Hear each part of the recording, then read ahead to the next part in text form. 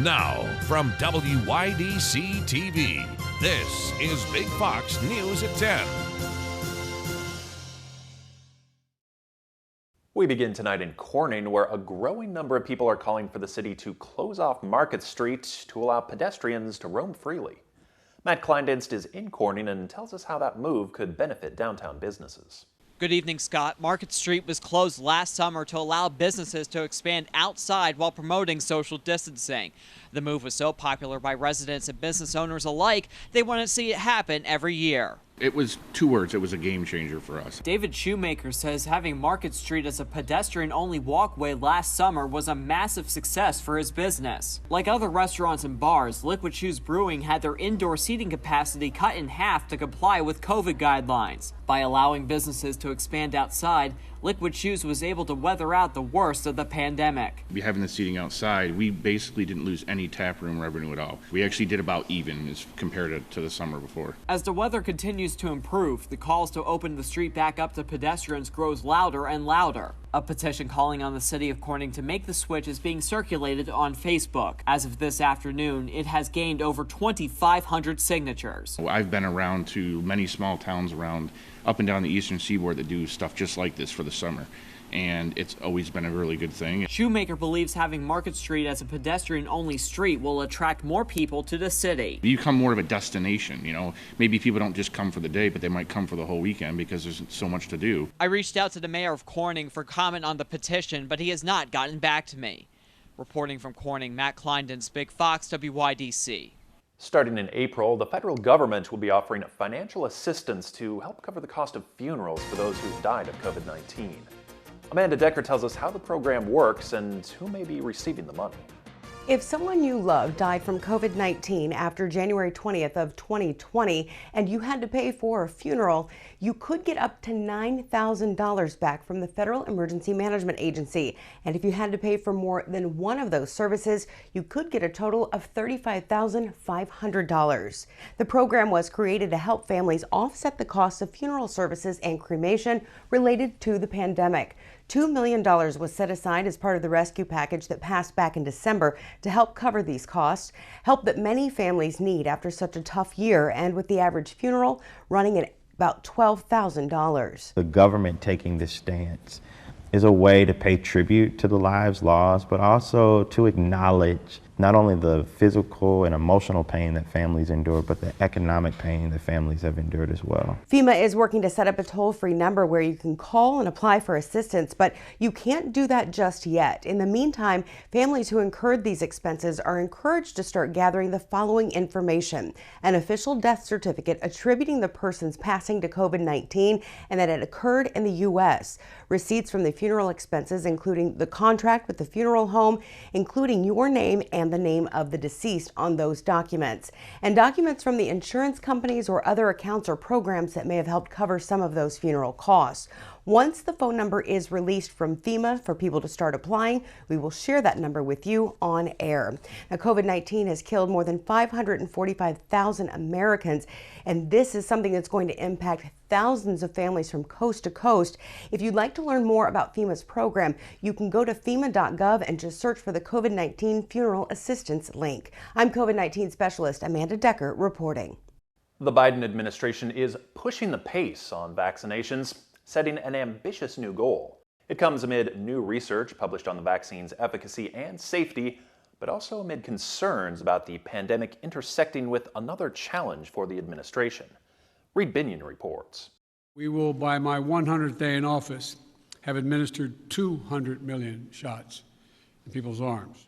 President Joe Biden announcing a new goal for COVID-19 vaccinations. I know it's ambitious, twice our original goal, but no other country in the world has even come close, not even close. Biden announcing the new benchmark after his administration achieved its initial goal of 100 million vaccinations last week, 42 days ahead of schedule. It comes amid new data regarding vaccine safety and efficacy.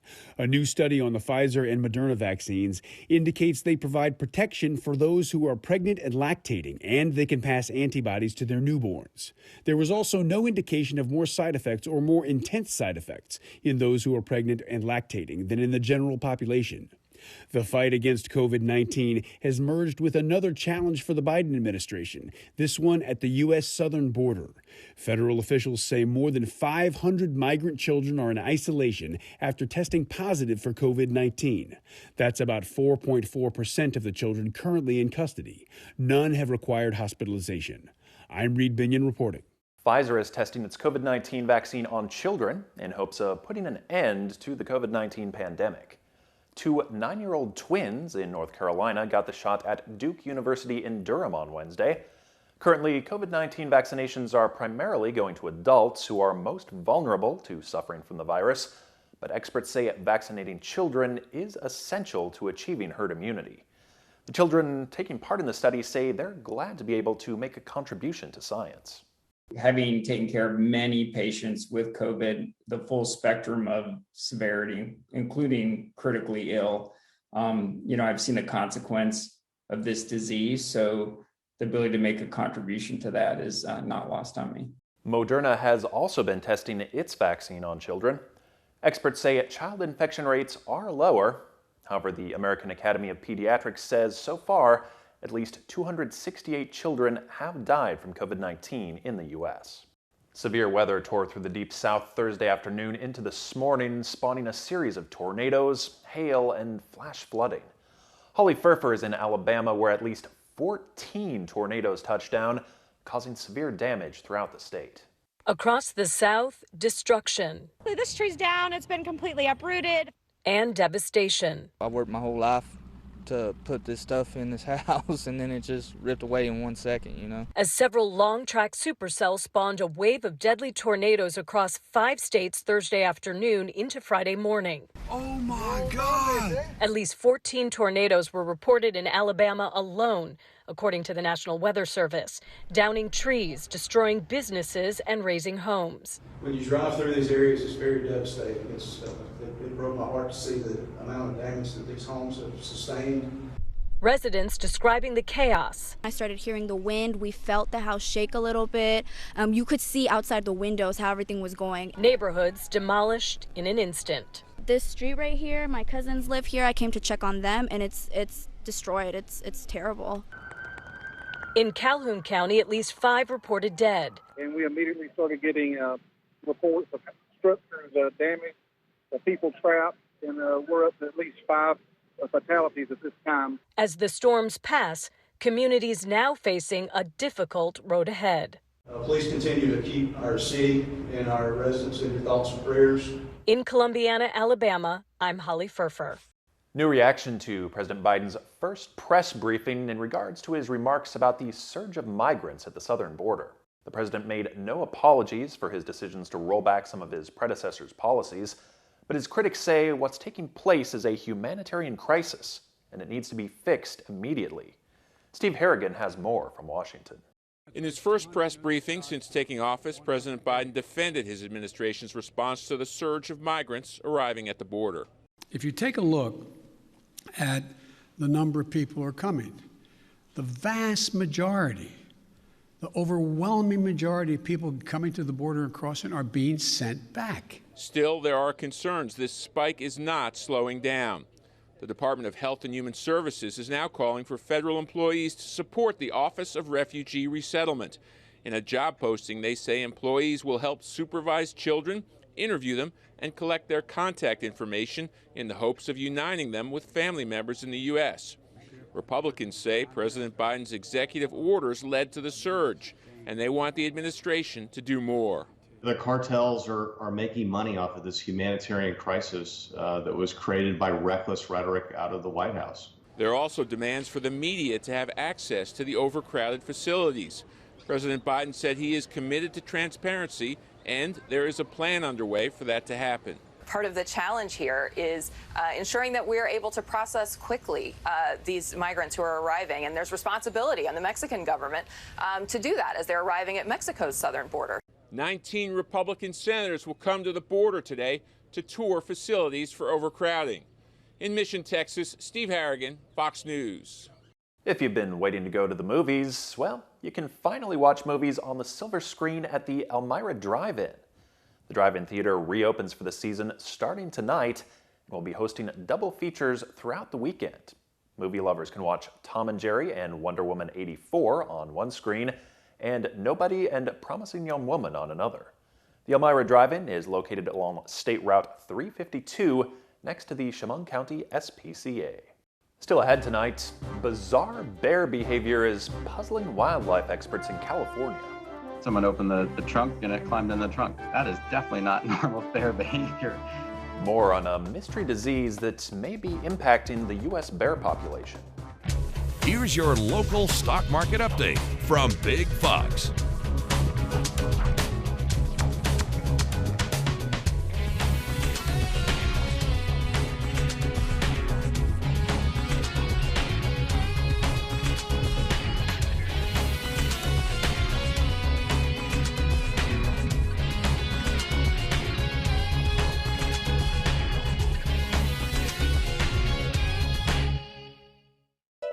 Now, your Twin Tiers forecast from Big Fox. This weather forecast is brought to you by William Mattar. Hi, everyone. Welcome back. I'm meteorologist Monica McNeil. It is extremely windy out there today. We picked up a little bit of rain, but the wind is the bigger story. We've got a deep area of low pressure that's moving into our area. And so we have a wind advisory right on through the rest of the evening. We could see winds gusting up to 50 miles per hour, and there have already been reports of winds gusting up to 55 miles per hour. So just keep this in mind, and this means that trees could topple over, and this could move around a lot of objects. So make sure you secure things in your yard. Our high temperatures are still warm today. We managed to get up into the low 70s today, so our temperatures are still way above average for this time of the year. Now, these temperatures are eventually going to come back down closer to normal. We'll see our forecast for tonight keep the winds in, but they will slowly begin to subside, so the winds won't be as gusty tonight. We're looking at mostly cloudy skies, and we'll see a west wind at about 10 to 15 with the gusts up to about 25. Expect your lows right around 40 degrees. Here's your forecast map for tomorrow. As the low pressure moves out, it's going to be a little more mild and less windy. So your Saturday is not going to be as windy as today. Again, because that low pressure system will move out of here. Now, in terms of how the rest of your Saturday is going to look, should be a nice day. We'll see plenty of sunshine. Our temperatures will be very mild. We're up to 64 tomorrow, so not as warm on Saturday as it has been over the past couple of days. You see the change? Winds out of the south and west at about 5 to 10 miles per hour. Now, here's the big story for the weekend. Sunday is when we'll see the return of some precipitation. Looking at future radar, you can see at about 7 a.m. we're slowly starting to see those showers bubble up from the south. And look at that, some really moderate to even heavy rainfall just south of Elmira. So we'll see waves of rain throughout the day on your Sunday. So get you a good snack and probably stay inside. More showers by the evening. And then as we go into your day on Monday, we're starting to show reflectivity of possibly an icy precipitation. So a very interesting weekend will be shaping up for us here. In the meantime, let's take a look at what you can expect over the next couple of days for you. You can definitely expect to see a nice day on Saturday. We'll see a few clouds right around 64 for your high, and then Sunday, those showers are coming in with highs in the low 60s. Look at Monday's temperature. Boom, it is down. Actually, this is where we should be for this time of the year. We've gotten used to these warm temperatures. On Monday, highs in the upper 40s. In the Asian American population, there's growing concern over racism, and some experts say the effects may have an impact on mental health. Mandy Gaither has more in today's Health Minute. I am proud to be Asian! It's an outcry against hatred. We've really seen a rise and an uptick since the COVID pandemic started. For some Asian Americans, racism's a reality, especially now. In a Pew Research study published last July, 58% of Asian Americans polled felt anti-Asian racism had worsened since the beginning of the pandemic. 26% feared that someone might threaten or physically attack them, and experts say it could take a toll on their mental health. I'm scared that in this pandemic, with this rise of anti-Asian hate and this surge, I'm afraid that we will start missing patients who may be really suffering. Dr. James Lee wrote this perspective, published in the New England Journal of Medicine. The psychiatry resident at the University of Washington School of Medicine is urging doctors across the U.S. to create a welcoming space and to ask Asian American patients directly if they experience racism. I'm really scared that we will miss patients who are experiencing depression or anxiety. Dr. Lee fears Asian Americans may slip through the cracks, remain undiagnosed. He says doctors can help combat this climate of fear in their own offices by including translated brochures and offering translators. He says these small things add up.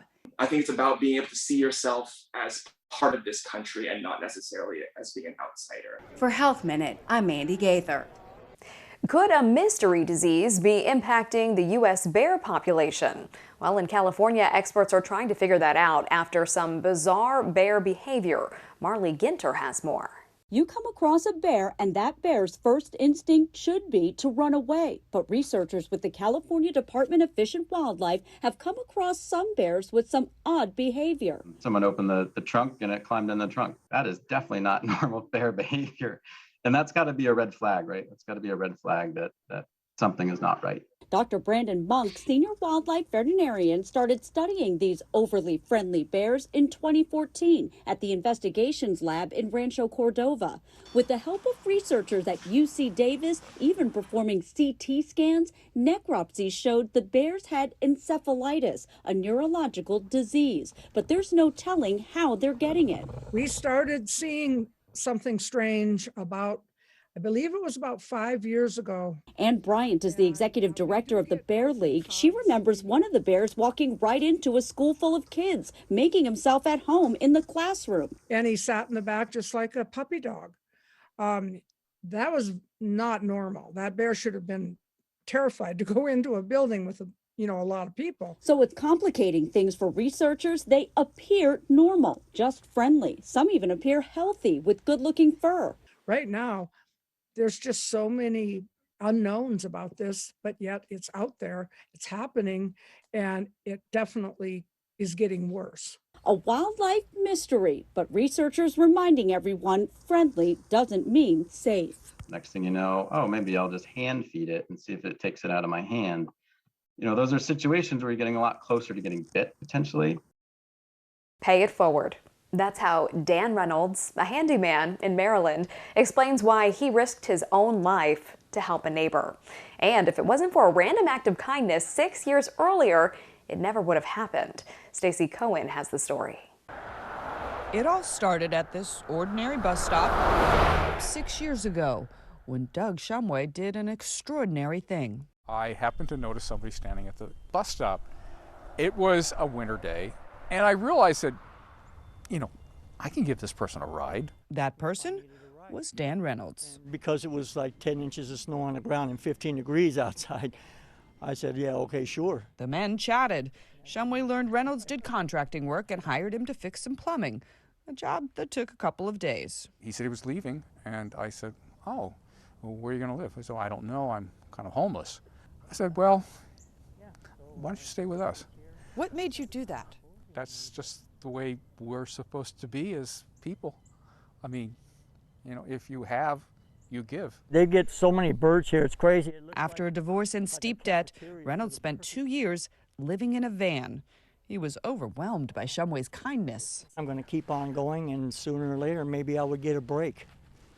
And it did happen. He's lived here ever since. The teacup magnolia's got buds on it. Reynolds quickly became a fixture in the neighborhood. He began working for other families too, including Tony Antonelli's. I called Dan, the handyman. One day, Reynolds was cutting the grass at the Antonellis and discovered there was one more thing he had to fix. I asked him, I said, man, you don't look very good, man. Are you okay? Are you feeling all right? I said, well, you know, my kidney's failing. And so my options were dialysis, which I was on, or a kidney transplant. I said, well, if it's feasible, I'd be honored to give you one of mine. It was a complete shock, out of the blue, and quite frankly, you can't make that up. Miraculously, they were a perfect match. On February 23rd, Antonelli and Reynolds gave each other a quick thumbs up as doctors wheeled them into the operating room for a kidney transplant. It's good to see you. There's a reason Dan is in my life. And all this time that we haven't. And that's to actually save my life. And I can't thank him enough. It's not hard to help each other out, you know, to do things for each other. You know, pay it forward. In Gaithersburg, Maryland, I'm Stacy Cohan. A conservation success story. The American bald eagle population has more than quadrupled in the last 10 years. Scientists from the U.S. Fish and Wildlife's Migratory Bird Program estimate the population climbed to more than 316,000. Just a decade ago, there were only 72,000. Bald eagles are no longer considered an endangered species, but they're still protected under federal laws. A decades-old fruitcake is brought to life, and the most famous humanoid robot's art sells for a small fortune. Take a look at This Is All About Weird Science. Here's Steve Nannis. What do you get when a robot paints a self-portrait? Apparently a valuable piece of digital art. The humanoid robot Sophia's masterpiece sold at auction for nearly $700,000 as a non-fungible token, or NFT. NFTs are basically digital collector items, and this work had Sophia interpret a depiction of her own face in a 12-second clip. It was created in collaboration with artist Andrea Bonaceto. Sophia's physical painting was also included in the lot. Speaking of weird science, remember that fruitcake found in Antarctica that was more than 100 years old? It has now been brought to life in a new way by 3D technology. The cake went viral when conservationists found it in 2017 in one of Antarctica's oldest buildings, almost perfectly preserved. Now, with a new app called Antarctic Heritage Trust AR, the public can see this fruitcake and other artifacts brought to life by augmented reality. And some farmers in Minnesota have learned that 30,000 gallons of sap can make a lot more than just syrup. Early in the pandemic, Sapphire Maple Products started making hand sanitizer, which they donated. But it was the Miski they invented that started the buzz. We take the syrup and we make whiskey out of it. Yes, Miski. These farmers combine maple syrup, yeast, water, and nutrients in a mixed tank. After about 30 days, the Miski is ready, but they typically sell it when it's aged for about a year. And you can get it in two ways, straight out of the barrel or with an extra dose of maple syrup. For Take a Look at This, I'm Steve Nannis. We want to leave you with a smile tonight. An 8-year-old girl in California has broken the national record for the most Girl Scout cookies ever sold in one season. Girl Scouts couldn't set up in front of stores this year, so Lily Bumpus set up a stand outside her own home. Lily's troop held a special celebration where her official total was revealed. She sold more than 32,000 boxes. Lily says she was just as surprised by the number as anyone. I thought, wow, I never knew I could do that. And it just meant so much to me to see that huge number. That's like the biggest number I've ever seen. Lily is a cancer survivor. She collected more than 5,000 donated boxes to be delivered to other children fighting cancer. She says it's her dream for any proceeds to go toward childhood cancer research. From our whole team, thank you for joining us. We hope you have a great night.